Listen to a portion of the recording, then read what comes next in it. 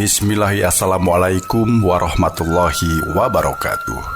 Sampurasun wargi-wargi sadaya, mitra kaum dangu sadaya. Tepang dangu deui dina padaran acara dongeng enteng, urang bakal neraskeun deui hanca dongeng anu katunda, anu judulna Rambut Kasih. Ieu dongeng teh biasana Aan Merdeka Permana dina judul Rambut Kasih. Rambut Kasih. Rambut Kasih.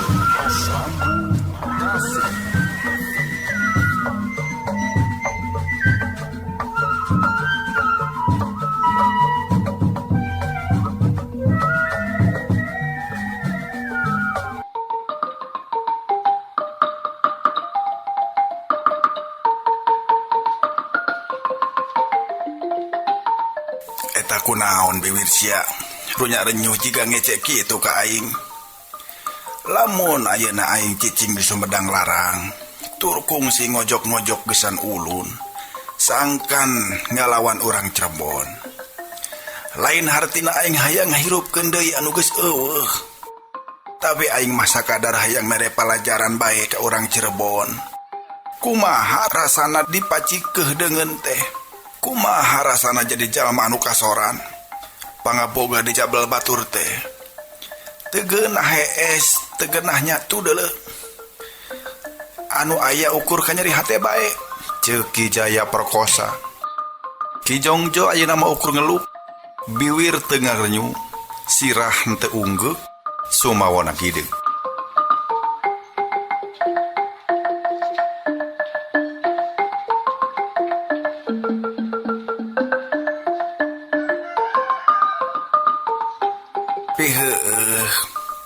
Mireungeun si Arya Perbangsa jadi ras ka mangsa aing keur belekes senteng buta tulang buta daging. Nya kitu pasipatan aing baheula oge. Seseprut sosontrol gurat batu, getas harupateun, garomeng-mengan. Taya kasabaran jeung heuras genggerong hambur bacot. Ngan bedana, ari aing mah lianti lega ambahan teh tara kejot borosot. Ari si Arya Perbangsa mah manisa balikna pisan. Euwah lah hutalir balengpeng pakel kumunding. Migawe anu moal hasil. Sangeuk aing ngabandungan anak oge. Aing mah moal deuk melire ka jalma bodoh, ceuk Ki Patih Jaya Perkosa ngajejeleh Arya Perbangsa.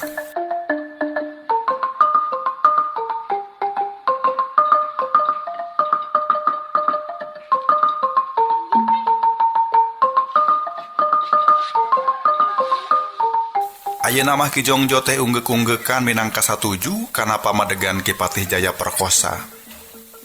Namung Gusti gamparan, cek Ki Jongjo henteu laju. Aya naon Jongjo? Tembal Ki Jaya Perkosa. Sampai ngajawab Ki Jongjo rumengap heula jiga keur nyusun pi omongeun supaya babari katampana. Namung Gusti gamparan, sanaos kumaha bae oge.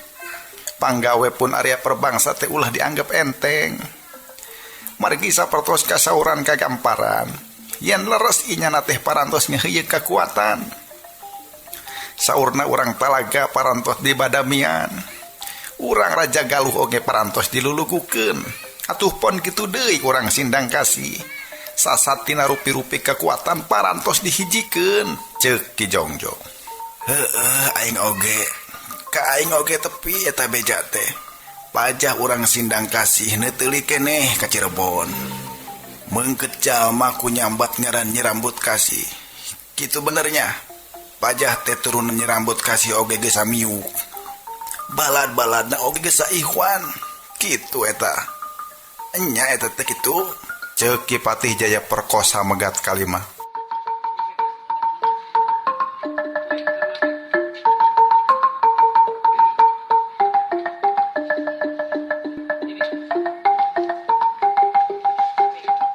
Anu langkung teh eta deui, urang Sumedang Larang oge diendag-endag supados ngiring paheuyeuk-heuyeuk kaparan, ceuk Ki Jongjo.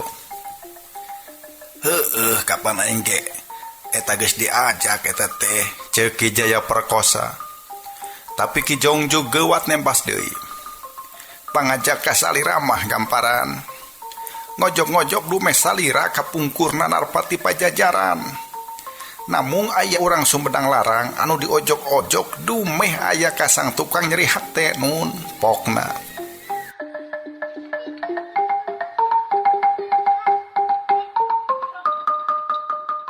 Ngojok-ngojok anu keur nyeri hate. Heueuh. Apaan eta teh aing deuleu? Aing teh keur nyeri hate ku sinuhun aing. Basa kejadian patelak jeung urang Cirebon. Urusan Nyi Mas Ratu Harisbaya. Ceuk aing urang lawan bae urang Cirebon teh. Keun aing anu toh pati jiwaraga. Geura ilikan bae pelakihan juang.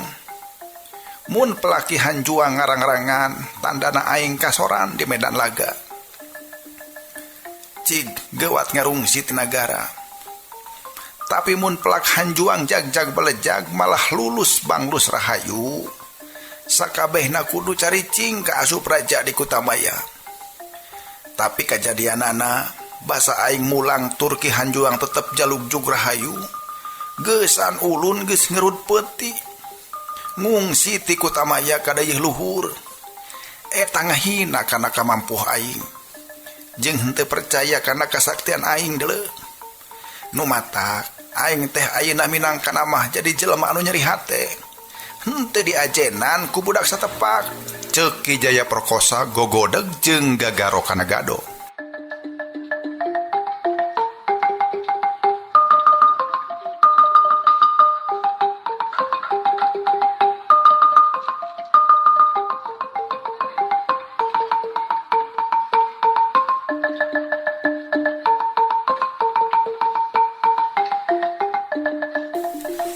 Ki Jongjo rumainghap eungap ngabandunganan.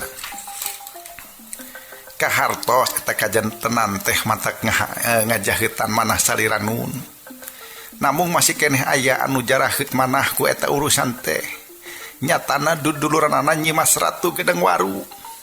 Nya ieu pisan anu bade atawa nuju dicaketan ku pun Arya Perbangsa teh, ceuk Ki Jongjo ngayakinkeun. Ngadenge eta beja Ki Pati Jaya Perkosa seuring ngagagak.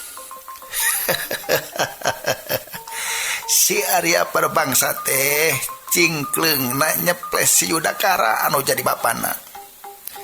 Atuh persis si Arya Damar anu jadi akina. Resep ngojok-ngojok jalma anu keur tugenah. Malar daek babantu kana kapentinganana. Ki Jaya Perkosa terus seuri mani genah. Suranggana ngeluh ngadenge anu seurit teh bet manehna mah ngarasa teu geunah hate. Kumaha henteu rek kitu sabab anu keur diseungsrikeun ku Ki Pati Jaya Perkosa teh nyatana anu jadi kolot-kolotna pisan. Mireung suranggana beungeutna kulawu Ki Pati Jaya Perkosa kolu ngareret. Geus kitu tumanya deui ka Ki Jongjo. Saha cenah eta budak ngora teh. Atuh beletak bae ku Ki Jongjo teh ditepikeun yen suranggana anakna Yudakara jeung incuna Arya Damar ti Cirebon. Puguh we Ki Pati Jaya Perkosa teh rada reuwaseun. Geuning eta make babarengan jeung sia Jongjo. Atuh Ki Jongjo nerangkeun ngeunaan saha ari suranggana. Ceuk Ki Jongjo suranggana teh memang anakna Pangeran Yudakara ti Nyi Mas Waningyun. Ari Nyi Mas Waningyun teh anakna Pangeran Arya Damar. Ngan Pangeran Yudakara teh salian tigawena ukur ngudang-ngudang ambisi anu gede, oge resep ngudang-ngudang awewe geulis. Teu sirikna dinu geulis meuting dinu denok mondok teh lain bebohongan. Popotongan wae aya dina saban pengkolan. Jadi masih menangkeun wanoja campernik teu menak oge. Nyi Mas Waningyun teh angger wae dimomorekeun. Ngan antara Pangeran Yudakara jeung Pangeran Arya Damar teh henteu patelak ku urusan nu kieu. Sabab aya anu leuwih penting deui tibatan urusan bikang. Nyaeta urusan kakawasaan antara Pangeran Yudakara jeung Pangeran Arya Damar teh sasat munding rarakitan kuda papasangan. Dina paleba ambisi hayang kumawa samah duanana saikhwan.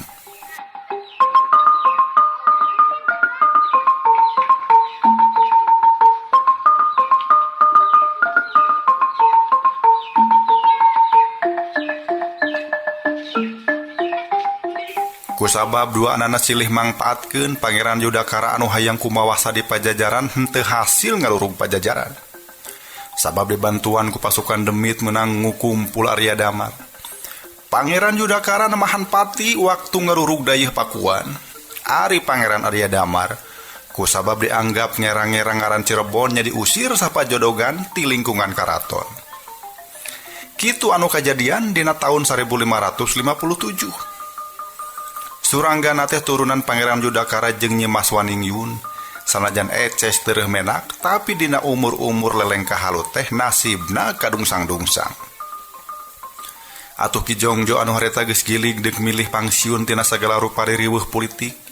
Samemeh ninggalkeun Cirebon teh nya mawa Suranggana kalawan rencepan.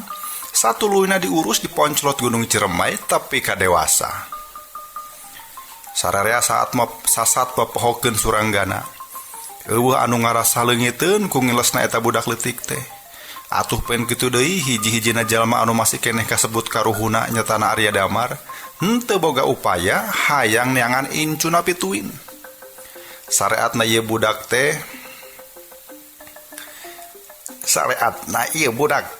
teu hir teu walahir jeung jisim abdi.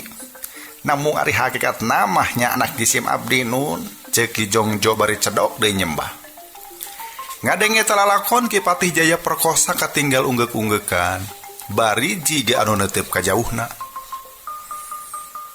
Jadi saeutik oge ieu budak teh henteu kabaud kana urusan politiknya, saurna neuteup sakararetan ka Suranggana. Dijawab ku Ki Jongjo yen muridna teh saeutik oge henteu dititah sina gaul jeung kahirupan politik. Ari Suranggana mah anu dipake bahan catur gawena ukur ngeluk tungkul. Ceuk pikirna bisa nya eta omongan guruna teh, tapi oge bisa salah.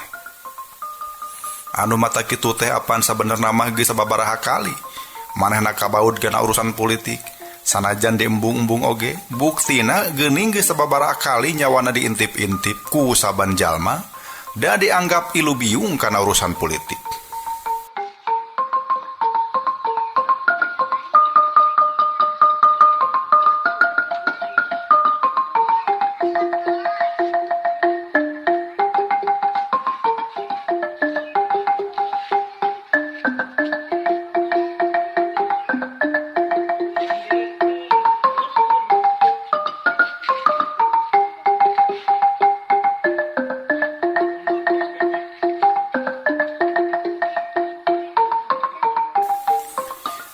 Penting eta Ki Jongjo katut Suranggana dititah reureuh bae di pasanggrahan Ki Patih Jaya perkosa. Malah sakitu mangsa geus ngahayap ka janari oge Suranggana teh dititah sare wae cenah sanajan ukur sakerjep oge. Suranggana dianteur ka hiji kamar ku ponggawa. Ari guruna mah malah ku Ki Patih Jaya perkosa teh kalah kadibawa cacarita deui di rohangan anu tadi. Suranggana henteu bisa ngira-ngira obrolan naon deui anu kumaranehan harek dibadamikeun teh. Nganu eces meureun mana dititah reureuh oge. Manehna mah henteu kudu milu ngabandungan eta obrolan. Tapi sanajan dititah sare oge panonna mah nyileuk wae. Capek, tunduh, malah lapar jeung hanaang sabenerna mah karasaeun pisan. Tapi kusabab pikiran anak keur balueng Suranggana henteu hayang dahar henteu hayang inum sumawonna sare. Padahal inumeun jeung dahareun disayagikeun di dinya. Timimiti bung-buahan tepi ka asakan anu ngarareunah aya di dinya. Pon kitu deui enggon oge saprena mani bodas nyacas. Bantal oge jijieuna tina kapuk anu geus dibunian ku kain halus pulas bulau kolot. Anu mata katena ngabarung sinang teh ngeunaan lalampahan hirupna salila ieu. Rek naon sabenerna manehna aya di dieu teh? Naon diudagan manehna salila hese capek kieuan teh? Arya perbangsa mah ece sanajan seseleket kana sela-sela anu rumpil jeung pibahayaeun oge da puguh aya tujuan. Ki Sabtona anu teu oleh mingpin anak buahna dibelaan nyawana kaancam teh da puguh aya nu keur diperjuangkeun. Ari sedengkeun manehna nya keur merjuangkeun naon? Da puguh ari bahaya mah teu oleh ngancam-ngancam kasalamatan jiwana. Suranggana bingung mikiranana. Henteu salawasna urang teh digawe ukur keur kapentingan urang sorangan. Dina mangsa-mangsa anu tangtu mah urang teh bajuang ngupayakeun hal-hal tangtu tapi sagala estu lain keur diri pribadi. Cek galindeng guruna waktu masih kene aja di Ponclot Ciremai. Suranggana ngaharuk mun geus inget kana omongan guruna kitu teh. Nah bener kitu nasibna teh geus diguratkeun ukur rek digawe atawa rek bajuang pikeun kepentingan batur. Terus lamun geus kitu nah iraha atuh manehna bajuang pikeun kepentingan dirina pribadi.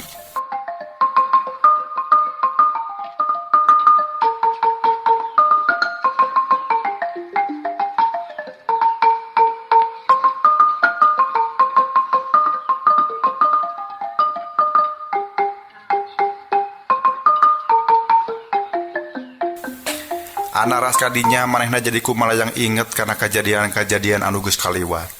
Bulan-bulan kamari mah basa derejengan jeung Nyi Tarminah. Larasaan hirup teh asa bengras, asa enya boga tujuan, teu bisa dipungkir deui. Sabenerna mah harita enya sanggeus ku Nyi Tarminah diajak ngancru bandunya birahi. Hatena teh dieuyeban ku rasa cinta.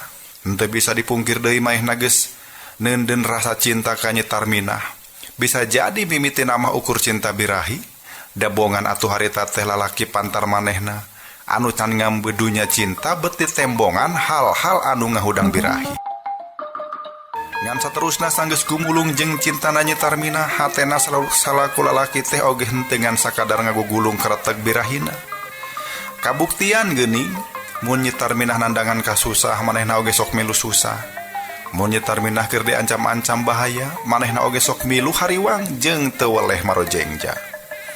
Mun mah kongang hayang nyingkah sing jauh duaan jeung Nyi Tarminah, jauh tina segala rupa pangrobeda dunya, jauh tina segala rupa ririweuh dunya. Mun mah nya aya dunya, eta dunya teh hayang dieusian ku duaan wae. Cik bae nu sejen mah aringkah montong milu ngeusian dunya, kitu ceuk babasana.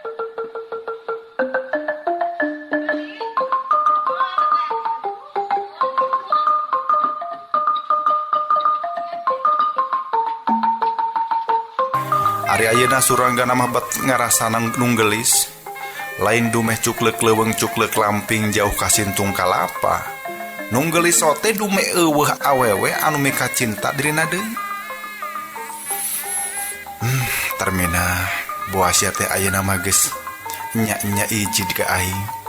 Ceuk koceak batina. Kacipta deui basa harita suranggana rek nulungan Nyi Tarminah di jero penjara. Nyi Tarminah ceurik ngadingdiut dumeh ajen dirina geus dirobeda ku Arya Perbangsa.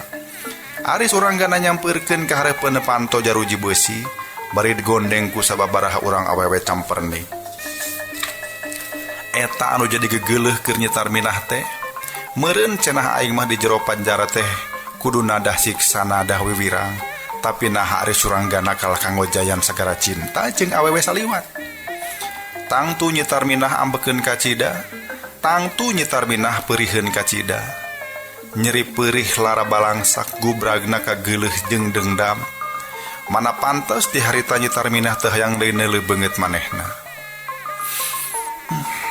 Tarminah, hampura aing Tarminah, hampura, ceuk sora batin suranggana anu pangjerona. Korejat mehna cengkat, luak lieu ka ditu ka dieu. Tarminah, Tarminah, pokna teu karasa. Nu matak ngaharewas nyebutin ngaran Nyi Tarminah teh sabab suranggana ngarasa yakin sabenerna Nyi Tarminah teh ayeuna keur aya di dieu. Sakurang-kurangna eta cawene teh kikindewanana aya keur aya di lalawak Sumedang Larang. Kumaha henteu deuk yakin kitu kapan basa di Raja Galuh oge kapergo Arya Perbangsa teh keur mere parentah ka Nyi Tarminah pikeun nyusun barisan. Kapan geus kabireungeuh tadi peuting Arya Perbangsa ku kulunuan ka ieu tempat. Ayeuna mah meureun kudu dipastikeun di mana Arya Perbangsa nya di dinya aja Nyi Tarminah. Inget kepala badinya ngan yel deui rasa timburu nu ngagugudag dina jero dadana. Kurang ajar si Arya Perbangsa. Bebena aing sageunahna bae ku sia dirobeda. Ceuk hatena anu ngagolak. Suranggana cengkat geus kitu ngetayep lalaunan kaluar ti kamar.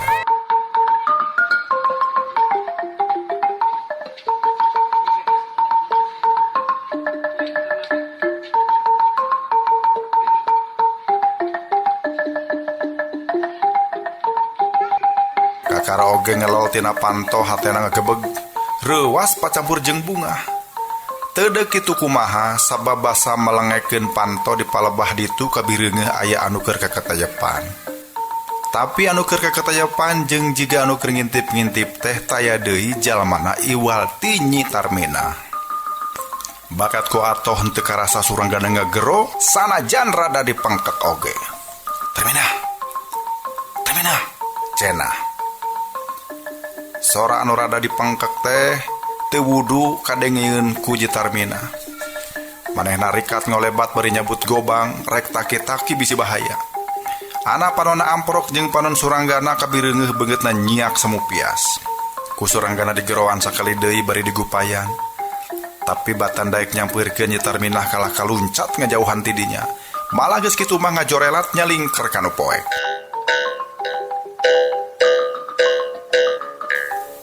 Atuh gajeleng Suranggana oge ngajeleng nuturkeun ka manang ngelebatna Nyi Tarmina. Bertek manehna oge lumpat mapai-mapai adegan-adegan kamar ti eta tempat. Sanajan sajorelat Suranggana bisa ngawaskeun aya anu ngajorelat asup ka hiji kamar. Atuh Suranggana geuwat nyusul ka dinya.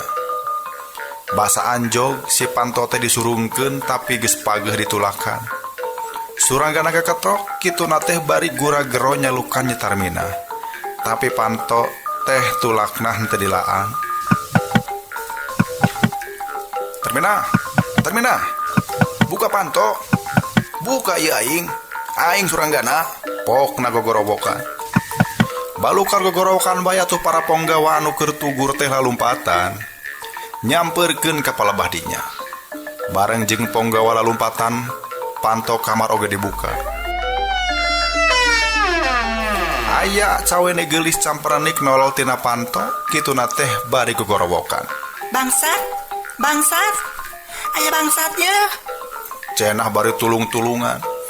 Atuh henteu bisa dikumaha Suranggana dikepung ku ulas-ulas ponggawa. Rupa-rupa kapakarang menigeus samagreng diantelkeun kana awakna.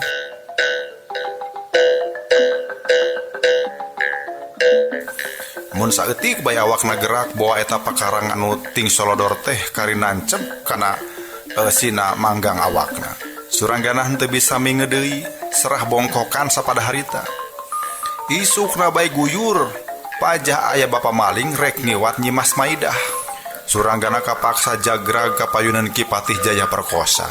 Aya naon ieu teh? Ceuk Ki Patih Kerung. Darada diterangkeun ku punggawe yen ieu lalaki teh rek nyulusup ka kamar Nyi Mas Maidah jiga rek nyieun kajahatan. Tong boroneng jalmi salangkung, dalah urang dieu oge henteu pantes kaketrokana panto kamar cawene mah. Atuh angot ieu, upami jalmi saliwat kumawantun kikituan, atuh tos moal lepat deui masana bade jahat ieu teh. Ceuk ponggawa, teu mere alesan naon pangna Suranggana ditewak. Ki Patih Jaya Perkosa masih keneh cangcaya kana laporan aparatna.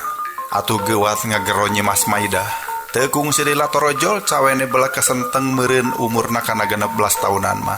Barang ditalek ku Ki Patih Jaya Perkosa anak calengkeung teh nembalan. Leres wa, ieu mangkeluk teh jiga bade niat jahat ka Nyai.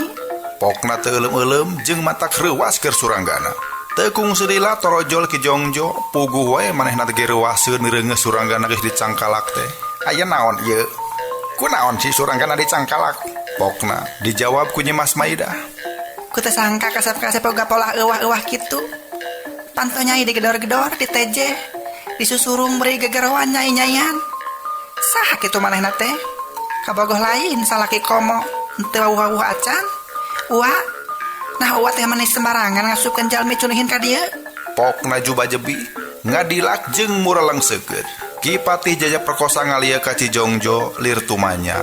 Naon anu kumaranehna keur dijadikeun bahan catur. Mangkade uwa, ulah kapengurahan ke uwah-euwah. Piraku uwa jadi langkung percanten ka jalma anyar pinanggi batan ka Nyai. Ceuk Nyi Mas Maidah mare ngadelekan ka Suranggana. Didelekan kitu Suranggana mah ngabalieur bari semu ngeluh. Ari Ki Patih Jaya Perkosa mah langsung kaluar ngan kakarasa babaraha lengkah oge geus kadenge deui sora Nyi Mas Maidah. Uwa kedah enggal ngahukum eta mangkeluk. Tah si kunyuk hopak utamana mah wa. Sebab ayeuna kasalahanana jadi nikel. Mimitana rek niat julik kakatayepan ka kamar Nyai. Geus kitu mitanah Nyai sanggeus paniatanana katohian ku para penggawa. Ceuk Nyi Maidah matak mentegeg ka Suranggana. Ngan untungna Kipati Jaya Perkosa mah jiga anu henteu kapangaruhan caritaan ku Nyi Maidah. Buktina sanajan katara unggek ngenyakeun oge da teu ieu nyieun tindakan naon ka Suranggana. Malah mainyana teu ngajak Ki Jongjo pikeun nuturkeun tukangeunana. Para tepi ka subuh maranehna teh henteu bisa sare deui. Ngan Suranggana rada longsong hatena sabab Kipati Jaya Perkosa henteu kapangaruhan ku caritaan-caritaan Nyi Mas Maidah. Sanajan kitu ari kabingung mah kabireungeuh mangaruhan Kipati. Buktina inyana loba ngahulang jiga anu keur dipikiran, jiga aya nu keur dipikiran. Mugi hapunten, wirehna kadongkapan jisim abdi. Ngajantenkeun jaheut manah kana salira gamparan, ceuk Ki Jongjo nyembah. Lain eta nu jadi pikiran aing teh Jongjo. Tapi ku teu sangkanya di jero karaton aing aya masalah-masalah anu aing sorangan teu apal. Ceuk Kipati Jaya Perkosa curug cerek.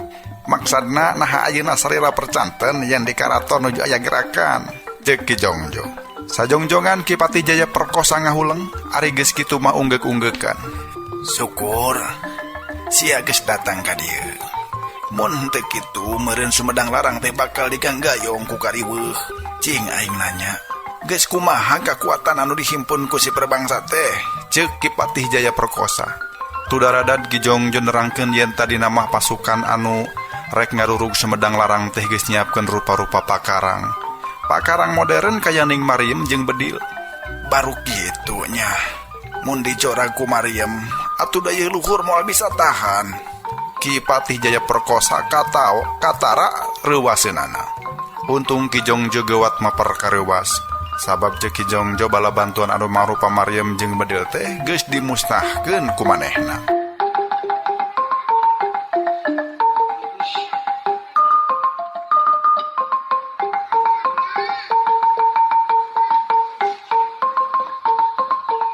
Dicokot singkat nawae ka Sugri sameme digebloskeun ka jero pangberokan teh boh Ki Jongjo boh Suranggana di harewosan heula. Yen dina handapeun dipan kamar pangberokan cenah aya liang anu bisa dipake jalan keluar. Eta teh cenah jalan Rusia anu ukur sababaraha urang bae anu apalena oge. Engke sia duaan bisa keluar tidinya. Geus kitu secara rarencepan sia bisa nalungti kaayaan di luar. Ceuk Kipati Jaya Perkosa. Ki Jongjo jeung Suranggana sapoe eta mah milih reureuh heula kusabab sapeupeting henteu sare sakerejap-kerejap acan. Atuh sabot beurang keneh teh maranehna mah milih tinggal luhar we sare. Samemeh magrib ka karating kulisi, ana cengkat di luareun jaruji beusi geus sadia kadaharan katut inuman dina kendi. Atuh kalawan henteu leleda duanana cara pek rahem, dadahareun teh nuju diteundin di luar jaruji oge bisa didongkrang di jero. Hade namah montong kudu duaan anu nalungtik teh keluar teh ceuk Ki Jongjo. Bener kitu ke guru. Sabab mun keluar duaan heug ieu kamar parongpong meureun nu jaga bakal curigaeun walon Suranggana ngarojong usul guruna. Jadi saha tuh anu kagiliran keluar dina peuting ieu? Ceuk Suranggana. Nyatang tuh we sia anu kudu tugas mah. Aing mah dek SD we sorangan. Ceuk Ki Jongjo bari geus rek ngagoledag deui. Ngan teu kungsi lila manehna geus udang deui, geus kitu numpukeun bantal, ci bantal teh heug dikurumunan ku simbut. Cing, nah kabireungeuhna jiga anu keur HS teu. Ceuk Ki Jongjo ngabebenah tumpukan bantal, tepikeun ka jiga awak jalma nu keur ngaringkuk. Suranggana seuri jeung seurikeun polah guruna, nya tumpukan bantal teh saliwat mah jiga jalma keur sareng ngaringkuk. Tah, engke aing ge hees gigireun bantal. Saliwat mapan jiga dua anu keur hees teh. Ceuk Ki Jongjo ngagoledag dina dipan. Tengah peuting Suranggana kakaratatan-tatan rek kaluar tina liang handapeun di pantea. Henteu kudu ati-ati teuing degening maranehna duaan ge henteu dijaga kekep. Utamana dina hareupeun jaruji eueuh nu jaga najan ukur saurang oge. Meureun nu matak di jero henteu kudu dijaga teh sabab bangberokan anu ieu mah pranahna aya di rohangan anu geus dikubeng malah anu dipantauan deui. Si panto teh deui geus dikunci ku kunci gembok jadi naha meureun make kudu dijaga deui di jero. Kitu sababna meureun pangnaki Patih Jaya Perkosa ngahaja ngaberok Ki Jongjo jeung Suranggana oge. Lian kolongan di pantai Mahi jeung saawakeun ngan waktu geus aya di jero rohangan teh ngaradak rubak, malah teteceanana oge make mangrupa punden sagala rupa. Beuki ka ditu beuki nanjak jiga anu rek muru ka luhur deui. Suranggana cupu capa mapayan sisi liang anu diwengku ku batu cadas. Kumanehna terus dituturkeun bari nece kana pupunden hambalan batu tea. Sanggeus cupu capa mapai batu cadas pamustunganana Suranggana anjog ka tungtung liang. Basa diragap tetela eta teh Pantorusiah dijieun tina kai jati.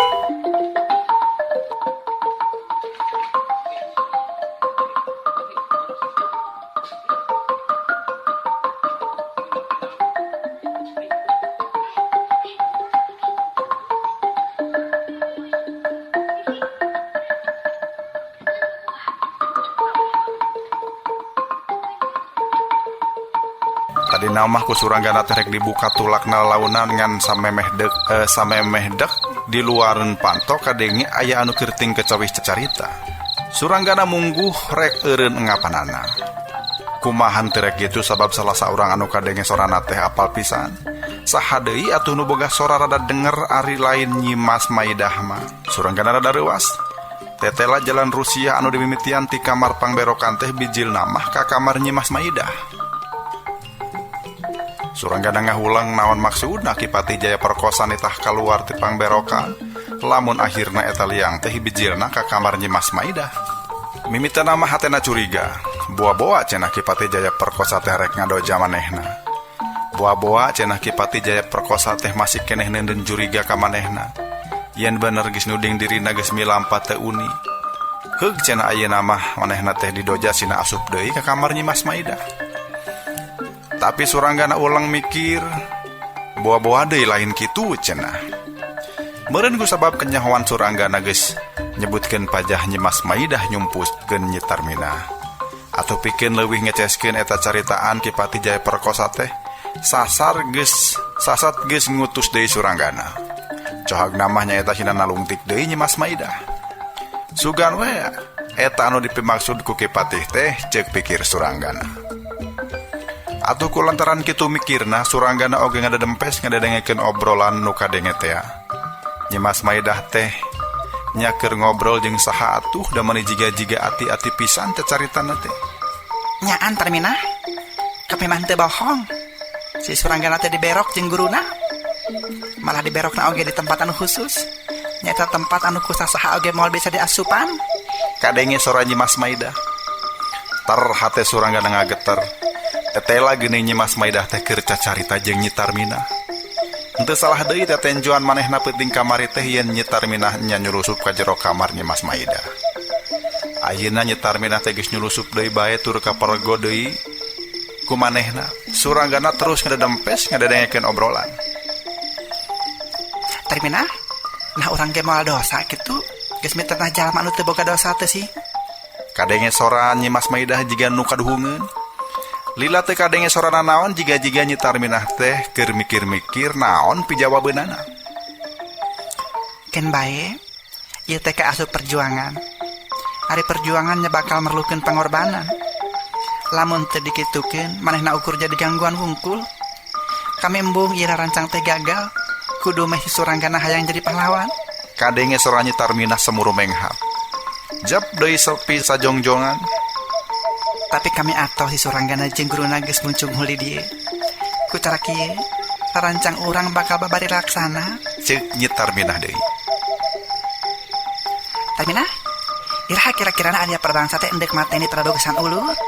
Ceuk Nyi Mas Maidah matah ngageterkeun jantung Suranggana. Ari rancang munggaran mah barengan pasukan ngarebut ku Tamaya. Tapi jigana ngarurug ku Tamaya teh moal dipilampah secara terang-terangan. Sabab Nyi Mas Ratu Timarongge gagal ngirimkeun pakarang modern. Bejana eta barang-barang anu tadina keur mantuan pasukan Arya Perbangsa teh diborak-balik. Tiduru ku guruna si Suranggana. Tembal Nyi Tarminah. Ceuk Nyi Tarminah cenah sumedang larang teh ibarat orai. Ari anu jadi hulunanya Prabu Gesan Ulun, peurahna nya Ki Patih Jaya Perkosa. Arya Perbangsa nyebutkeun sangkan orai teh paeh peurahna kudu dibasmi jeung huluna kudu dipek-prek. omong Nyi Tarmina. Nyimas Maidah lir nyarita sorangan. Harianin Arya Prabangsa manis sakitu cuana boka uapati boka prabogesan ulun Pokna. nya kitu ari geus katindihan ku rasa timburu mah kata sahabat oge hayang maehan. Walau Nyi Tarminah matak nyungkelit kana hati Suranggana. Moal mah Nyi Tarminah teh oge hayang maehan dirina ku sabab timburuan. Suranggana inget deui kana kejadian sababarah waktu ka tukang di mana Nyi Tarminah geuleuh bebeakan. Ku sabab mireungeuh Surangganana digondeng ku cawene kenca katuhu. Sok padahal harita Nyi Tarminah keur aya di jero pangberokan jeung tas digegeuleuh ajen dirina. Nyimas Maidah kadenge geus cacarita deui bae. Tarminah, nah bener kadetep Arya Prabangsa ka Kanjeng Prabu Gesan ulun teh ku alatan rasa timburu. Pokna. Nya kitu Arya Prabangsa hese capek ngukumpul kakuatan din hayang meruhkeun sebedang larang teh. Lain sakadar hayang kekawasaan, tapi oge alatan katindihan ku dendam anu teu parim-parim ka Prabu Gesan ulun. Cenah keur di Cirebona, Arya Prabangsa teh kagila-gila ku Ratu Harisbaya. Kaedanan ngan teu deungah heroan ku sabab Ratu Harisbaya teh geureha panembahan ratu. Sasat narpati ka Tuhan Pakungwati. Sabot manehna ku merot peritaya kawani ari pek teh ku Prabu Gesan ulun. Sasat dipihelaan pisan. Atau eta jadi kacecep tepi ka ayeuna teh hayang ngajoraga Prabu Gesan ulun teh. Ceuk Nyi Tarminah.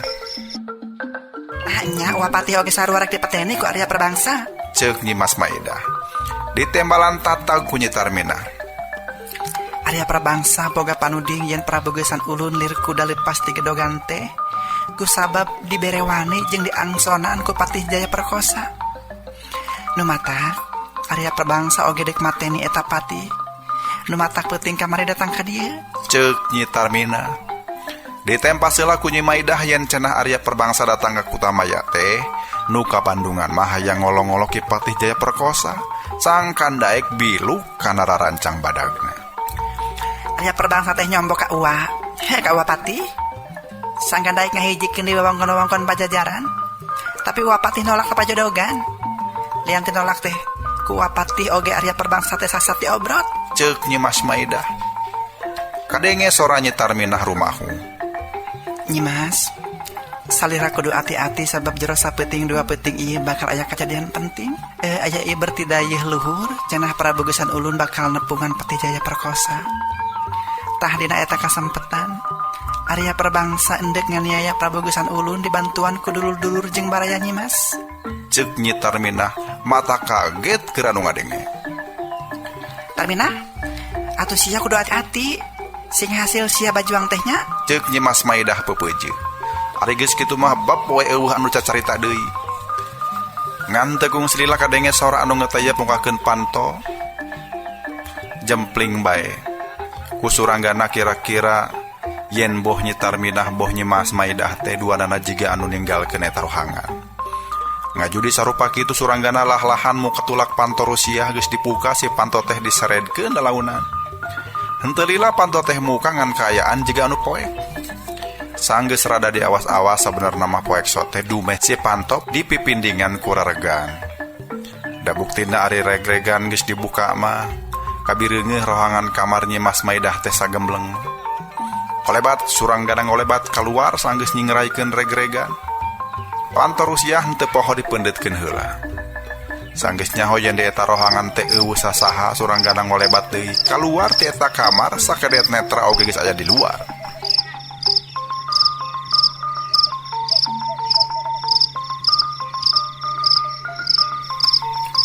Kaayaan teh estu jempling manenah teu apal kamarana Nyimas Maidah jeung Nyi Tarminah inditna.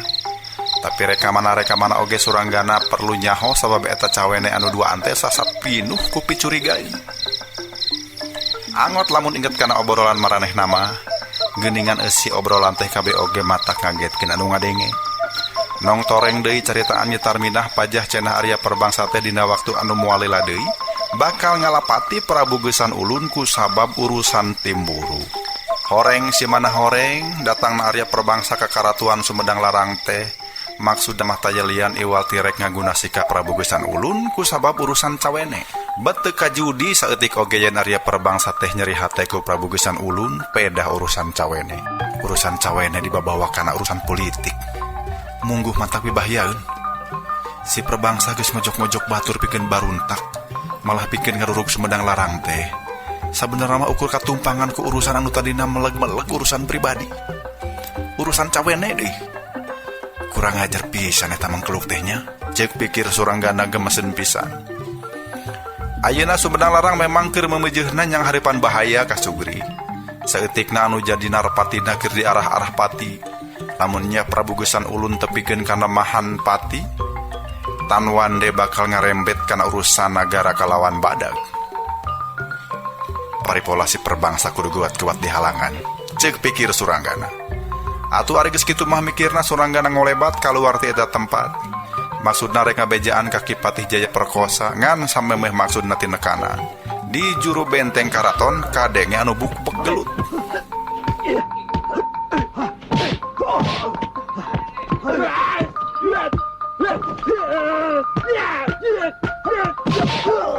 Barang Suranggana anjog ka hiji tembok kuta, ka sisi tembok kuta kabireungeuh aya jalma opatan ngudupung di dinya. Sanggeus luak liuk bisa aya nu nangenan Suranggana nyampeurkeun da hayang nyaho kunaon eta jalma anu opatan teh ngajahjar teu eling-eling. Ana di deuketan Suranggana ngagebeg, horeng anu opatan teh kabehanana oge geus palastra sabab ngapanana geus eureun. Atuh pon kitu deui urat dina beuheungna. Suranggana pungak pinguk bari luak liuk manehna sieun aya nu nangenan meureun manehna henteu pupuguh bakal katudingan. Sabet ngahulang kitu ti kajauhna oge aya sora anu lumpat. Sameme anu lumpat datang ke eta tempat Suranggana mah geus ngagajeleng ka luhur kuta. Clet tindaten, cindaten dina kuta. Anu lumpat nu eta tempat teh horeng Ki Patih Jaya Perkosa dibarengan ku sababaraha urang Ponggawa. Gusti, geuning di dieu oge aya sababaraha urang. Aya sababaraha urang jalmi anu tinggal loler. Ceuk Ponggawa mariksa anu ting kudupung teh. Nu nguduping teh digulang-guling jiga anu hayang mariksa saha nyamaranehna. Ieu oge sami sanes Ponggawa Kutamaya. Malah mah sanes Ponggawa Sumedang Larang deui. Duh ka urang mana? Ceuk Ponggawa jiga nu bingung. Ki Patih Jaya Perkosa lawak lieu ka saban mazhab malah make ngareret ka lebah kuta tepikeun kabisa mireungeus Suranggana. Suranggana mere isarah anu dimaksudna manehna hayang nepungan Ki Patih Jaya Perkosa. Ki Patih teh jiga anu surti da buktina make rada unggek sagala rupa. Malah ari geus kitu mah Ki Jaya Perkosa teh marentahkeun ka para Ponggawa malah nalungtik deui kaayaan di sabuleureun Kutamaya. Sia lumpat ka kaler. Aing dek papariksa ka kidul, ceuk Ki Patih Jaya Perkosa. Atuh para Ponggawa ting baliur muru tempat anu cikeneh dituduhkeun ku Patih Jaya Perkosa. Ari sanggeus eueuh sasaha Ki Patih gugupai sangkan Suranggana milu nuturkeun. Gajeleng Suranggana luncat nuturkeun Ki Patih Jaya Perkosa anu geus lumpat ti heula. Blus duanana asup ka hiji rohangan garduh jaga. Kaayaan teh estu poek da eueuh lantera di dieu mah. Saha anu cikeneh dipaehan teh? Ceuk Ki Patih Jaya Perkosa. Suranggana mah ukur molohok da teu rumasa hampang leungeun nganiaya jalma teu pupugu. Ki Patih Jaya Perkosa arek tatanya deui ngan kaburu kadenge ibur. Aya Rajapati! Aya Rajapati, aya Rajapati, oi Rajapati, oi. Kadenge sora Ponggawa gogorowokan. Delanan, aing dek papariksa heula, ceuk Ki Patih Jaya Perkosa. Ngabelesat ka tempat di mana bieu aya nu gogorowokan. Suranggana panasaran hayang nyaho atuh ku kituna manehna oge ngabelesat ngan bari salungkar salinggar da embung ka perego ku deungeun. Ki Patih Jaya Perkosa teh lumpat muru adegan anu rada badag nu aya ting arenclo di eta lingkungan karaton. Imah badag papanggungan anu hateupna jure anu bilikna satengah bata ka handapna. Basa Ki Patih Jaya Perkosa nyulusup ka jero imah Suranggana mah gajeleng kaluhureun hateup. Nyengcle dina wubungan bari nyobaan mukakeun kenteng sirap. Di patengahan kadenge anu tinggal laur ceurik aya sora awewe aya sora budak. Budak mah mani eurih-euriheun jeung jiga anu boga rasa sieun deui. Kadenge sora Ki Patih Jaya Perkosa tetelepek. Saha anu tiwas? Saha? Pokna. Suranggana hese beleke hayang noong dina sela-sela kenteng sirap tapi tetenjoanana nu aya di handap teh teu pati eces. Kadenge be sora anu rawah riwi. Kakang Sunjaya aya nu ngakalakeun. Kakang Sunjaya aya nu mateni. Aduh, Kunaon mana telangas teuing? Cek sorat awewe rawah riwih jeung euri-euriheun. Usaha dikakalakeunana. Kadenge sora Kipati Jaya Perkosa papariksa. Bata nembalan si awewe teh kalah kabeuki narikan cerikna. Geus kitu kadenge sora lalaki nerangkeun. Gusti, saurgan anoma aya cawene nyulusup ka jero. Wuri-wuri anu nyulusup juragan Sunjaya tiwas. Cek Ponggawa jiga nama. Hari anu disebutkan anom teh jiga nama budak leutik anu keur ceurik teh. Kadenge geuning Kipati Jaya Perkosa tumanya ka eta budak. Jalu, manggeus mentong ceurik. Sok terangkeun sing eces. Nah nya aya awewe asup ka ieu imah. Cek sora Kipati Jaya Perkosa. Ari budak batandai kajaba mah kalah kabeuki narikan sorana malah maneles-lesan cerikna oge. Kusabab hese neangan keterangan anu jinak akhirna Kipati Jaya Perkosa marentahkeun ka para penggawa. Malah rasa miuk neangan nu jadi ulon-ulon Rajapati. Teangan sakur jalma asing anu ku kolam perengan di Kutamaya. Mun perlu tewak kareta keneh. Ceuk Kipati. Gua jeleng Suranggana luncat turun tidak hubungan imah. Geus kitu geusat gesut lumpat murut tempatna Nyi Mas Maida. Teuing kunaon sanggeus kadenge di eta lingkungan aya kejadian Rajapati anu pohara. Suranggana jadi inget kana paguneman antara Nyi Tarminah jeung Nyi Mas Maida. Geuning nongtoreng keneh sora Nyi Mas Maidah anu nitah sangkan Nyi Tarminah hati-hati dina ngajalankeun perjuangan. Mun dipatalikeun jeung kajadian Rajapati jiga-jiga Nyi Tarminah teh kabaud kana eta Rajapati. Kitu ceuk pikir Suranggana. Kitu sababna manehna gura-giru murut tempat Nyi Mas Maidah, tapi basa ancog kanu ditujul tetra di jero kamar eueuh sasaha. Hartina boh Nyi Tarminah boh Nyi Mas Maidah acan balik deui ka eta kamar. Suranggana ngahulang heula henteu nyaho kumaha nyapi petaeu. Ngan kigituanana teh henteu sapati lila, sabab di luar kadenge jiga aya norek asup. Atuh Suranggana geuwat ngojengkang muru ka tukangan reregan. Geus kitu nyulusup ka tukangan panto Rusia. Ngan ari pantona mah sina melenge. Kadenge anu carita semu ceurik. Mana ku teu sangkanya Amang Sunjaya pondok umur. Ngan eta we ku panasaran teh saha atuh anu meyakeun umur teh ku jalan kitu. Jeuk sora Nyi Mas Maidah darida. Mungguh teh disangka ti anggalna. Nyi Mas ka Kutamaya ayeuna mimiti aya ulon-ulon kejahatan. Naon dosana juragan Sunjaya tepikeun ka kudu dipergasa sarupa kitu? Jeuk sora lalaki tengah tubuh. Bener Penggawa.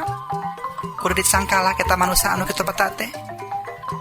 Beteu hanteu ngan aya jalma taya rasasan. Ceuk Nyi Mas Maidah masih keneh darida tanda sedih. Pok deui sora si Ponggawa. Nasib kula warga Enden Gedeng Waru teh manawan-awan teuing. Asa cikeneh pisan nu janten wargi palastra ku kaleleban kasedih kingkin. Ayeuna bet juragan Sunjaya. Mangkaning anjeunna teh sasat masih keneh sedih kingkin ku palastrana Enden Gedeng Waru. Ceuk omongan Ponggawa deui. Tag kana hate Suranggana ku teu sangka geuning anu dianiaya tepi ka palastra pisan teh duduluranana Nyi Mas Gedeng Waru. Tapi di palastra kusaha? Nyaho kieu kacuriga hatena pajah anu geus nyieun ulon-ulon Rajapati teh Nyi Tarminah ngadadak sirna. Mun nya anu tiwas teh duduluran Nyi Mas Gedeng Waru mustahil dipateni ku Nyi Tarminah. Kitu ceuk pamanggi Suranggana. Geus kitu kadenge sora Nyi Maidah. Penggawa, nah bener mayit anu galituk di sisi kota teh kabehanana prajurit Raja Galuh anu keur nyamur. Cenah matak ngagetkeun Suranggana. Ponggawa anu ditali teh ngajawab yen bener cenah ceuk pambariksaan saheulaanan mah mayit anu galituk teh urang Raja Galuh da katempo dina cara dangdananana katempo dina cara make iketna. Malah aya di antara maranehna anu masih keneh rumenghap tur masih keneh ngawaler cenah manehna teh anggota pasukan ti Raja Galuh ngan teu pupuguh di pakarangan karaton bet aya nu ngajorang secara demit. Kitu cenah. Ari tos kitu mah ngan hoos bae paeh. Kitu dicaritakeun ku Ponggawa. Nah aya naon prajurit Raja Galuh nyelusup ka Kutamaya Penggawa? Ceuk Nyi Mas Maidah. Monggo eta janten kapenasaran urang Kutamaya. Anjang patih oge hemengeun nah cenah make aya prajurit Raja Galuh lunta-lanto ka Kutamaya. Lain dina waktuna. Ceuk Ponggawa teh. Halis Suranggana kerung-kerung bae bakat ku bingung ngadengena.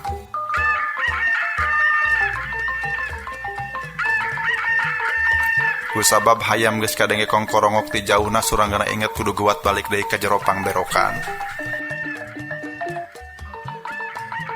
Atuh ari geus kitu mah manehna teh asup deui ka jero rohangan medem, tapi anu engkena bakal bas ka jero rohangan pangberokan. Anjog ka tungtung lawang manehna kaketrok lalaunan, pantorusia handapeun di panteh dipangmukakeun ku Ki Jongjo. Basa Suranggana geus aya di jero Ki Jongjo mah langsung beta telepek. Hawar-hawar kadenge ku aing, aya nu kokoceakan. Nah aya naon euy? Ceuk Ki Jongjo panasaran.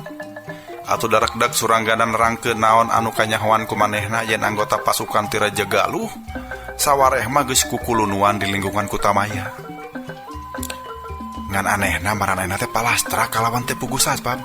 Teu puguh sabab. Ceuk Suranggana kakecewisan da embung kadenge tarik teuing. Eueuh akibatan pasabab deuleu. Maranehna kalojor teh kudu aya sabab musababna. Ceuk Ki Jongjo panasaran.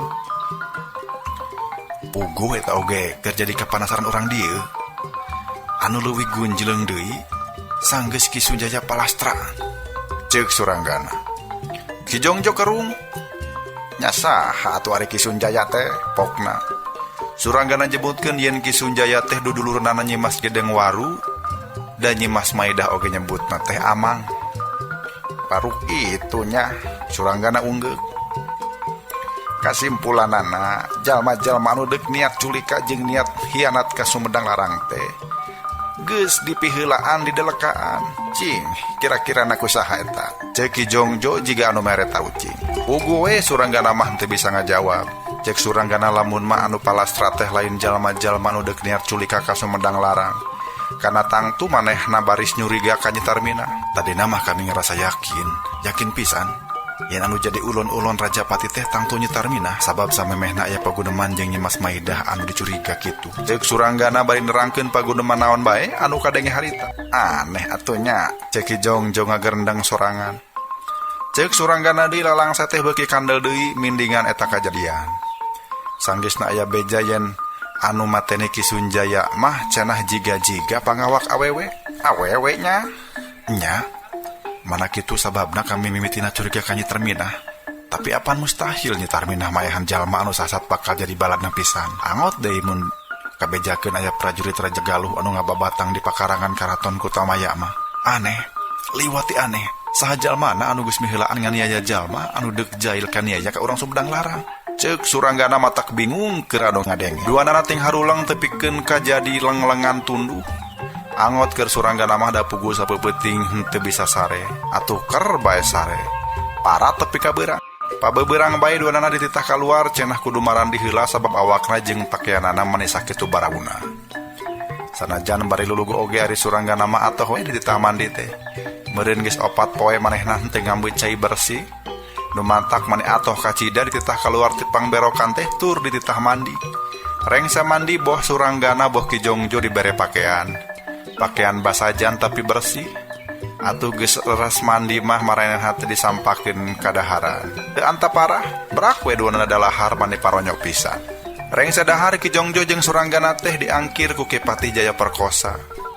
Basa duanana geus aya di jero rohangan ponggawa anu ngawal mah dititah kaluar keun bae cenah ieu tawanan teh moal ngabahayakeun. Sanggeus boh Ki Jongjo boh Suranggana andekak sila di haripeunana Ki Pati Jayaperkosa langsung cumarita. Syukur ari sia geus mimiti nyieun tindakan. Tapi kami sabenerna kurang satuju lamun Ki Sunjaya make kudu dipalastrakeun sagala rupa, ceuk Ki Pati Jayaperkosa. Boh Ki Jongjo boh Suranggana ngadadak silih teuteup bari semu bingung. Suranggana, nah sia make hampang leungeun ngagunasikeun nyawa batur, ceuk Ki Jongjo ngareret. Di gelandang kitu Suranggana beuki kerung bae. Malah ari geus kitu mah manehna madep ka Ki Pati Jayaperkosa bari sanduk-sanduk minta dihampura.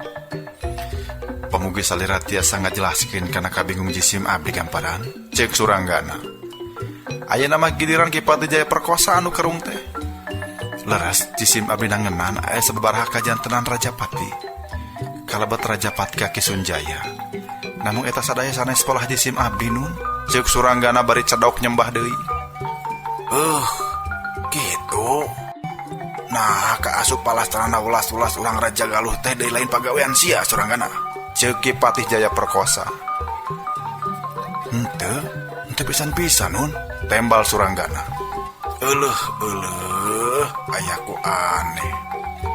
Jadi aku saha atuh maranehna dikakalakeun teh. Da apanan anu apal kana eta permasalahan teh ukur sia duaan Jongjo. Ceuk Ki Patih Jaya Perkosa neuteup ka Ki Jongjo. Geus kitu pindah deui neuteup ka Suranggana. Suranggana sanduk-sanduk tetep henteu rumasa geus nyieun gawe sarupa kitu. Namung jisim abdi teh satadi nama nyuriga ka Nyi Tarminah sareng Nyi Mas Maida. Cek Suranggana bari derek-dek deui medar ka nyahoan. Medar ka nyahona sakumaha anu geus dipedar ku Ki Jongjo. Namung kitu geuning. Kumargi anu tiwas teh sadayana oge bade ngamusuh ka Sumedang Larang. Kacuriga jisim abdi ka aranjeunna janten ngolembar. Kaban sawadina mah aranjeunna teh bakal ngabalad. Tur sanes kitu pandena. Ceuk Suranggana nyieun pertelaan. Ki Patih Jaya Perkosa unggek-unggekan. Saterusna Suranggana nerangkeun deui soal paguneman antara Nyi Tarminah jeung Nyi Mas Maida. Anu ku Suranggana perlu ditepikeun teh nyaeta ngeunaan tujuan Arya Perbangsa anu rek ngakalakeun Prabu Gesan Ulun. Nah leres, Kanjeng Prabu Gesan Ulun teh enjing pageto bari sakutamaya Gusti. Ceuk Suranggana. Ki Patih Jaya Perkosa unggek ngenyakeun. Tah, dina dintenan eta Arya Perbangsa dirarancang baris ngajorak. Tujuan namung hijinya eta hoyong nelasan Gusti Prabu. Ceuk Suranggana. Kumaha wani pisan eta mangkeluk teh nya. Ceuk Ki Jaya Perkosa. Namung anu kalintang kaget kangge jisim abdi mah tetela kaceceubna Arya Perbangsa ka Gusti Prabu teh sanes mungkul urusan politik, tapi oge urusan pribadi. Ceuk Suranggana. Eueuh. Baru kitu nya. Aya urusan pribadi naon antara Gesan Ulun jeung si Arya Perbangsa teh. Ceuk Ki Patih Jaya Perkosa. Arya Perbangsa teh ceuceu balatan timburu. Margi sate acan kenging ku Gusti Prabu. Ratu Harisbaya teh kalintang dipika cinta ku Arya Perbangsa. Nyaeta waktos Arya Perbangsa bumen-bumen di Pakungwati. Ceuk Suranggana. Ki Patih Jaya Perkosa tepikeun kacengkat tina korsina bakat tim kurewas. Baru kitu nya. Pokna kerung teu pindo damel Gusti. Ceuk Suranggana deui. Ki Jongjo ge kageteun nampa eta beja teh sabab basa di jero pangberokan mah Suranggana henteu carita tepi ka marele saperti kitu. Pageto euy. Gesan Ulun ndeu ka dieu. Ceuk Ki Patih Jaya Perkosa. Suranggana jeung Ki Jongjo silih pelong panginten orang kedah tatahar ngalingatkeun kasalamatan Kanjeng Prabu gamparan. Ceuk Ki Jongjo deui. Tapi Ki Patih Jaya Perkosa mah bangun anu henteu ngarasa hariwang. Ku kajadian tadi penting. Acan tangtu si Perbangsa tulus nyieun gawena. Ceuk pamanggih Ki Patih Jaya Perkosa. Tapi ari Ki Jongjo mah malah boga pamanggih sabalikna. Ceuk manehna urusan pribadi teh aya kalana sok memawa urusan politik. Tapi oge mun urusan politik henteu bisa dipake tameng, aya kalana kanyerika peurih dina urusan pribadi sok dijalankeun sacara nekat. Dina ngajak-ngajak salira supados gabung. Kapan geuning Arya Perbangsa teh kalau wantun ku kulunuan. Ku kulunuan nyalira deuheus ka tuang salira. Atuh pon kitu deui dina urusan-urusan sejena Gusti. Tiasa bae Arya Perbangsa teh ngabongohan ngakalakeun Gusti Prabu. Ceuk Ki Jongjo. Ki Patih Jaya Perkosa mah ukur unggut-unggutan. Leres ceuk kasauran Ki Guru. Sawadina urang kudu emutan. Urang sadaya kudu carangcing pageh kancing, caringset pageh iket. Ku emutan Arya Perbangsa teh jalmi owah anu pibahayaeun. Ku jisim abdi ka kuping lianti bade ngakalakeun Kanjeng Prabu. Arya Perbangsa oge bade ngarah-ngarah pati salira. Ceuk Suranggana. Ngadenge eta beja Ki Patih Jaya Perkosa seuring ngagak-gak. Malah tepikeun kacirambaina pisan jiga-jiga eta beja teh matak pikalucueun.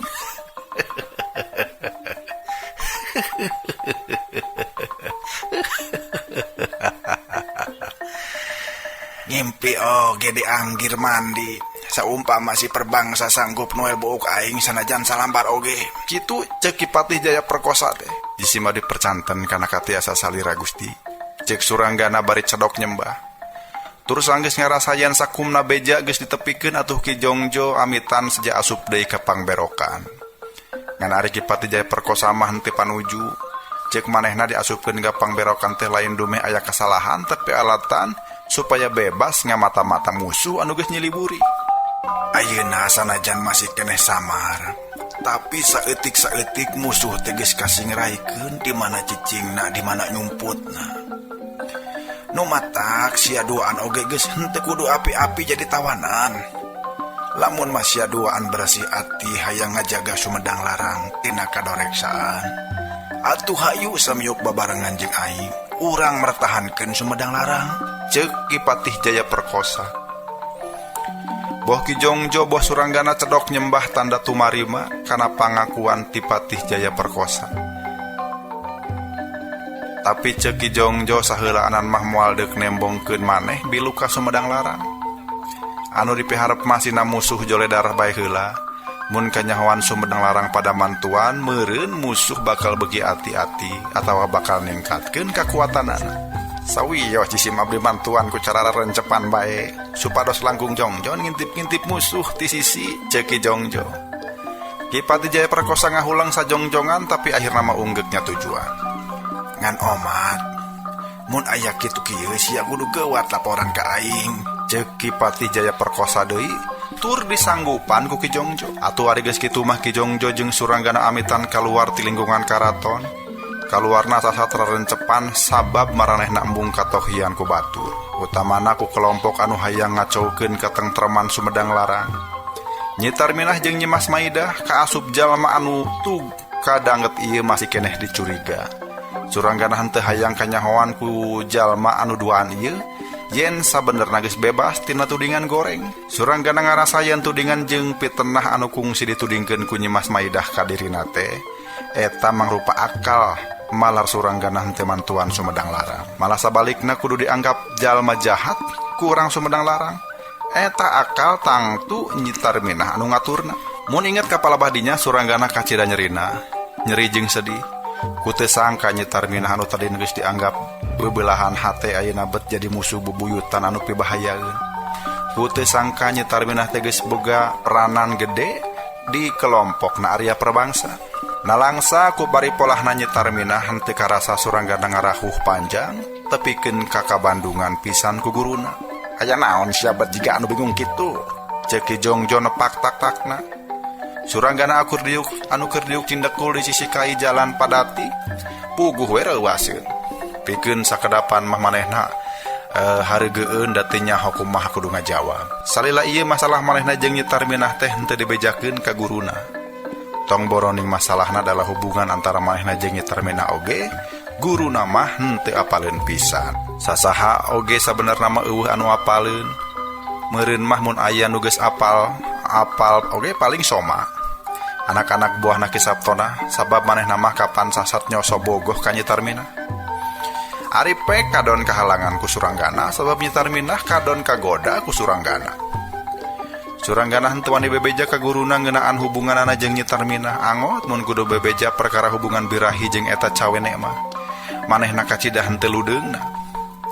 Lumatak waktu ditalek ku guruna teh manehna mah ngabab we balem. Wayahna bae sia jadi terus-terusan kababawa ku urusan baturnya, ceuk Ki Jongjo jiga nu ngupahan. Suranggana neuteup ka guruna anu ceuk manehna mah salah panyangka. Ceuk guruna hirup jalma teh henteu bisa leupas tina urusan-urusan anu sakapeung mah. Anu sakapeung mah eueuh rambat ka malena jeung urusan urang sorangan. Ayeuna urang make aya di Sumedang Larang. Eta sagemblengna alatan aya urusan batur. Tapi urang teu bisa leupas tur bisa jadi milu ka baut. Eta teh kusabab urang henteu bisa ngantep kadoreksaan. Sumarambah dina ieu kahirupan, ceuk Ki Jongjo deui. Ngadenge caritaan guruna kitu Suranggana unggek-unggekan. Malah ari keur kami mah Ki Guru, ilu buyung dina memeres eta masalah teh geus jadi kewajiban kami. Ari sababna anu nyieun culik kajara di ulun-ulun kekacauan dunya teh lain si itu lain si eta, tapi masih pernah hubungan getih pisan, ceuk Suranggana. Manehna nyebutkeun yen henteu bisa ngantep kana pola-pola Arya Perbangsa sabab kukumaha bae oge manehna teh sasat sakocoran tunggal sabapa. Ari Arya damar deui kapan cenah sasat akina pituin, maranehna teh eces geus nyieun kasalahan. Atuh kami salaku anggota kulawarga wajib ngelingan maranehna, ceuk Suranggana Daria. Ngadenge Suranggana nyarita kitu Ki Jongjo ungguk-unggukan bunga. Pamandegan sarupa kitu teh mangrupa putusan anu berat. aing ngarasa reueus dumeh sia bisa nyokot putusan anu sakitu beratna, tapi oge sakitu wijaksanana. Ceuk Ki Jongjo nepakan tak-tak Suranggana. Atuh ari geus kitu mah duanana cengkat tur mimiti ngalengkah ninggalkeun eta tempat. Ka mana anu rek dituju acan kanyahoan? Ngan anu eces boh Suranggana boh Ki Jongjo geus satujuan hayang milu memeres eta masalah. Waktu dua anak keur lempang di jauhna rentang-rentang aya hiji awewe keur lempang ngalenghoy jiga macan tinangan. Anak geus deukeut Suranggana kaci daruasna sabab awewe anu lempang teh tetela Nyi Tarsi atawa Nyi Mas Suminar tea luluguna balad siluman Nyi Rambut Kasih. Aya naon Nyi Tarsi kukulungan di dieu? Suranggana geuwat nyambeurkeun Nyi Tarsi malah satengah megat-megat da jiga aya omongkeuneun. Nyai Tarsi, ceuk Suranggana. Dipegat sarupa kitu Nyi Tarsi ngarandeg, kitu teh bari neuteub Suranggana semu kerung. Saha sia teh mana go belengong kitu? Ceuk Nyi Tarsi jiga nu geus pohoeun deui. Suranggana mimiti nama asa kasigeung Nyi Tarsi jiga pohoeun teh, tapi akhirna jadi ngamaklum kumaha teh rek kitu da ukur sababaraha kali bae tepung jeung manehna teh. Suranggana nerangkeun yen manehna teh lila rerejengan jeung Ki Saptona, malah lila rerejengan jeung Nyi Tarmina. Jeung Aji Mantri oge kungsi tepung, malah kungsi dibere pakarang kujang, ngan ayeuna eta pakarang teh aya nu ngajabel. Ceuk Suranggana alewos sorangan. Ari kitu kumaha?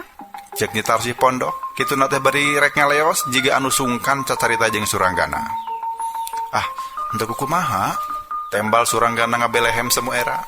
Nya, geus we atuh ari eueuh kaperluan mah. Mani kudu menggat-menggat kami segala rupa. Omong Nyi Tarsi bari geus rek ingkah tidinya, tapi Suranggana masih keneh megat-megat. Aya naon deui sih? Cek Nyi Tarsi kerung, "Nyi Mas, loba kajadian anu sakirana bakal mawariweuh ka sararea. Piraku Nyi Mas hare-hare bae?" Cek Suranggana akhirna bari semu keheul. Riba kumaha? Cek Nyi Tarsi masih keneh kerung. Atuh daradad Suranggana nerangkeun rupa-rupa kajadian anu keur lumangsung salila ieu. Waktu Suranggana ngabuis teh Nyi Tarsi mah jiga anu henteu ngabandungan. Malah perhatianna teh kalah kaleuwih musir kana polah manuk heulang anu keur kakalayangan luhureun pucuk tubuhan.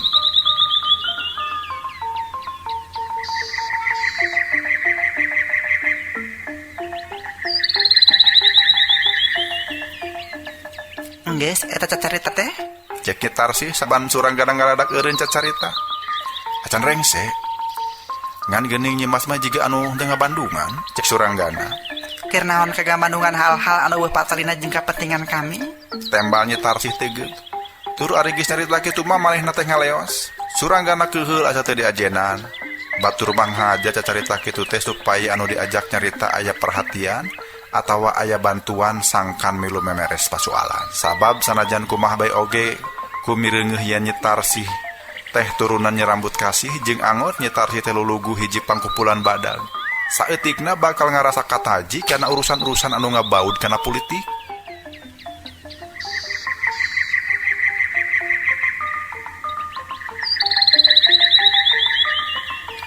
Jeung anu Suranggana henteu ngarti mah kapanan gedar peterna politik anu dipigawe ku Arya Perbangsa teh geus nyenyered ngaran balad siluman Nyi Rambut Kasih. Balad siluman Nyi Rambut Kasih teh sasat geus digogoreng jeung diseseret kana hal-hal anu pibahayaeun cek hitungan Suranggana mah. Tapi naha ari anu jinisnya jiga anu hare-hare. Keun bae antep we. Cek Ki Jongjong nyang leungeun Suranggana dumeh jiga anu rek nyusul-nyusul. Tapi ari Suranggana mah masih bangun keneh penasaran. Nyi Mas Ratu Timarongge oge geus kabaud kana rarancang Arya Perbangsa. Manehna ngagunakeun ngaran balad siluman Nyi Rambut Kasih jeung mantuan gerakan Arya Perbangsa. Ceuk Suranggana nyerowok. Aneh ari geus dibejaan urusan nu eta mah Nyi Tarsi teh make ngarandeg heula. Geus kitu manehna ngaliek deui ka tukang. Kumaha? Ngomong naon? Pokna hayang aya penjelasan leuwih merele ti Suranggana. Nyaho yen Nyi Tarsi ayeuna mimiti butuh ku manehna giliran Suranggana anu jual mahal. Guru, ayo urang indit. Cenah ngajakan ka Ki Jongjo pikeun neruskeun lalampahan. Mangga heula sia cicing. Caritakeun sing jentre, nahanya Nyi Mas Ratu gabung jeung Arya Perbangsa? Ceuk Nyi Tarsi. Tapi Suranggana teu ngajawab naon kajaba ngajak guruna pikeun ninggalkeun eta tempat. Nyi Tarsi ngagorowok nita Suranggana eureun heula. Ngan ku sebab Suranggana keukeuh noyod ngan gajeleng Nyi Tarsi ngajeleng. Ngagajelengna sasat ngalayang ngaliwatan embun-embunan Suranggana teu bina ti heulang ruyuk ngalayang.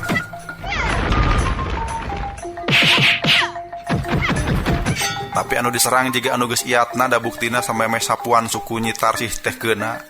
Manehna mah geus ngajeleng ka luhur bari semu nekuk tuurna. Kitu na teh deui bari jujuralitan sababaraha kali. Waktu sirahna aya di handap sapasang leungeunna geuwat disorongkeun ka hareup dipake narajang harigu Nyi Tarsih. Ditarajang ku serangan anu kacidang ngadadakna Nyi Tarsih jiga anu reuwaseun. Pikeun nyingcet manehna geus teu bisa da cikeneh sukuna kakara ajeg pisan.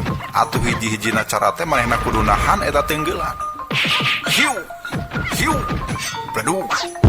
Aya sora anu ngabledug mantak ender jejantung. Awak Nyi Tarsih ngajol ka tukang, terus neundeut kana dahan kai. Nyi Tarsih ngajerit semu katahan. Geus kitu awak nate nyorosot mapai awak kai. Tina sisi biwirna nyaklakan getih. Teka bireungeuh ti saanggalna hiji jirim kepelesat. Milu nyerang ka Nyi Tarsih. Hiu, hiu, bledug. Aya sora ngabledug nu matak ender jajantung. Awak Nyi Tarsih ngajol ka tukang terus neundeut kana dahan kai. Nyi Tarsih ngajerit semu katahan.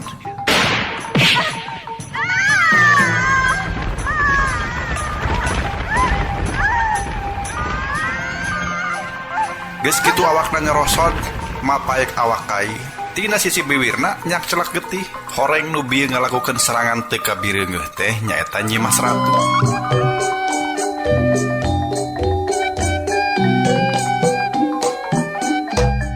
Dasar si awewe kunyin, awewe jomblo, awewe teu payu-payu. Sugema aing jadi tinggalkeun ku si Kakang Aji Mantri. Ye deleukeun. Kujang pusaka pajajaran. Ieu teh kapan bogana Kakang Aji Mantri? Cenah mun ieu kujang aya di awewe tandana Kakang Aji Mantri teh bebelahan jiwa anak aya di eta awewe. Ieu buktina.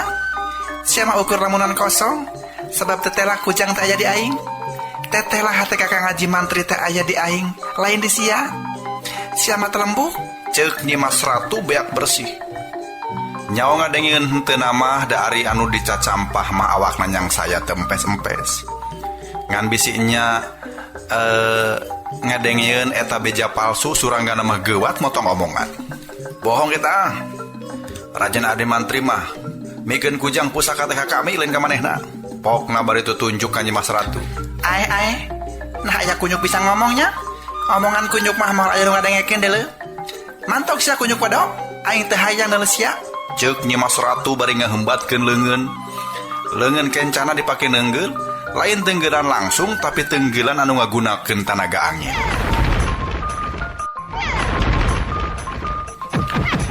Basa teu eta tenggeulan dihembatkeun ka rasa hawa tiis meuni nyecep kana satulang sandi. Linu jeung tiris matak noroktok kana gado.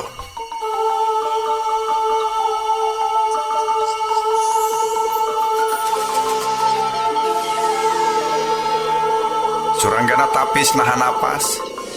Geus kitu musirkeun tanaga kana jajantungna. Ketuk jajantung ditahan sina eureun nu dipiharep jalan getih oge eureun heula. Sanggeus kitu suranggana ngagorowok tarik meupeuskeun hawa tanaga anu cikeneh narajang kana jajantungna. Iya.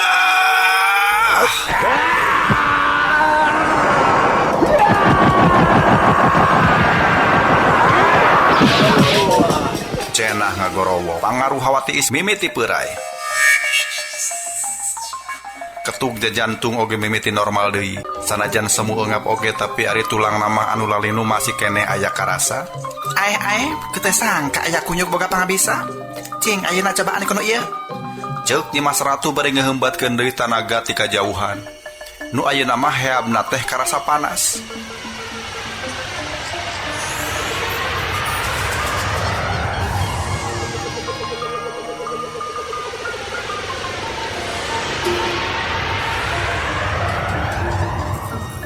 Ngan sampe meh ditahan ku suranggana Ki Jongjo miheulaan ngajeleng ka hareup.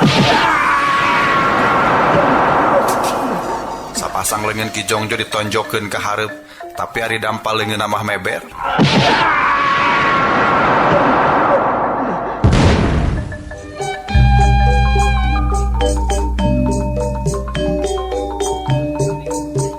Dua hawa tanaga diadu aya heap panas di palebah Nyimas Ratu geus kitu dipabagu hawa panas anu kaluar tina dampalengan Ki Jongjo malah karasa heabna leuwih panas deui.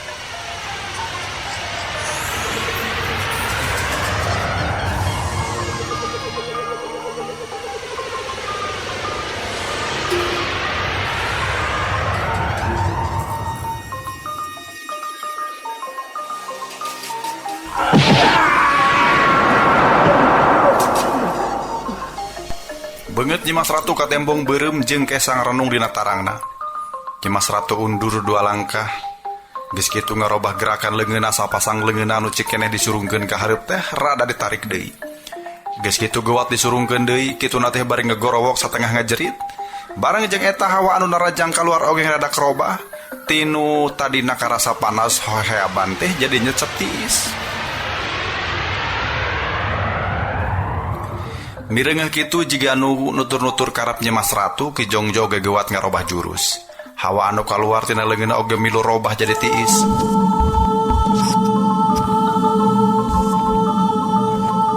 Malah hawa tiis anu kaluar ti leungeun Ki Jongjo mah leuwih tiis tepi ka awak suranggana oge ngebiri gidig bakat ku tiriseun.